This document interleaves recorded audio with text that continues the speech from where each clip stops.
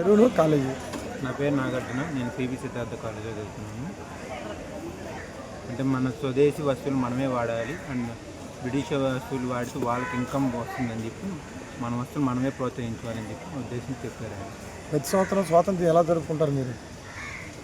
మన జాతీయ జెండాను ఎగరవేసి అందరికి స్వీట్లను పంచుతూ మన స్వాతంత్రం తెచ్చిన వారి గురించి గొప్పగా చెప్పుకుంటాం. అండి, నా పేరు కావూరి శ్రీధర్.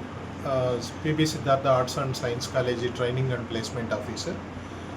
ఈ 79వ స్వాతంత్ర దినోత్సవం జరుపుకుంటున్న ఈ తరుణంలో స్వాతంత్ర సమరయోధుల పోరాట ఫలం, వారి త్యాగాల ఫలితంగా మనం ఈరోజు అనుభవిస్తున్న స్వేచ్ఛా వాయువులు కేవలం వారి ప్రాణత్యాగం, వారి పోరాట ఫలం. ఈ పోరాట ఫలితాలని అట్లాగే వారి త్యాగాల నుంచి ఈరోజు యువతరం నేర్చుకోవాల్సిన ముఖ్యమైన విషయం ఏంటంటే, కేవలం మన జీవితం మనం బతికాం, మన ఉద్యోగం మనం చేసుకున్నాం, మన కుటుంబాన్ని మనం పోషించుకుంటున్నాం అనే విషయాన్ని కాకుండా కొద్దిగా సమాజ స్ఫూర్తి పెంపొందించుకోవాలి. అలాగే ఇప్పుడు మన ద్వారా పక్కన వాడికి మేలు జరుగుతుంది అంటే తప్పనిసరిగా మనం దానికి ఎటువంటి ఫలాపేక్ష లేకుండా ముందుకు రావాలి.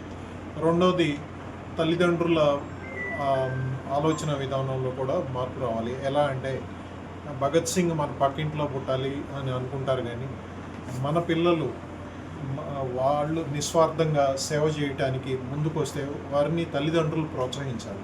కానీ అటువంటి వాతావరణం ఈరోజు కనిపించడం లేదు.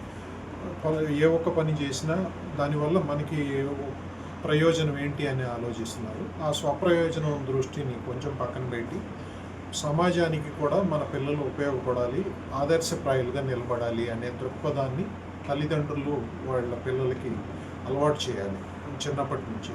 బట్ ఈరోజున్న ఈ లాభాపేక్షను ఆశించే సమాజంలో అటువంటి పెంపకం తల్లిదండ్రుల నుంచి కొరవడుతుంది. అందువల్ల స్వప్రయోజనమే కాకుండా సమాజ శ్రేయస్సు కూడా తప్పనిసరిగా పిల్లలందరికీ తల్లిదండ్రులు తప్పనిసరిగా నేర్పించాలి.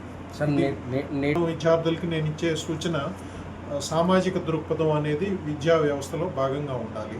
కేవలం మార్కులు, పరీక్షలు, ఇంటర్వ్యూలు, ప్లేస్మెంట్స్, ఆటలు ఇవి మాత్రమే కాకుండా సామాజిక దృక్పథం తప్పనిసరిగా పాఠ్యాంశాల్లో భాగంగా ఉండాలి.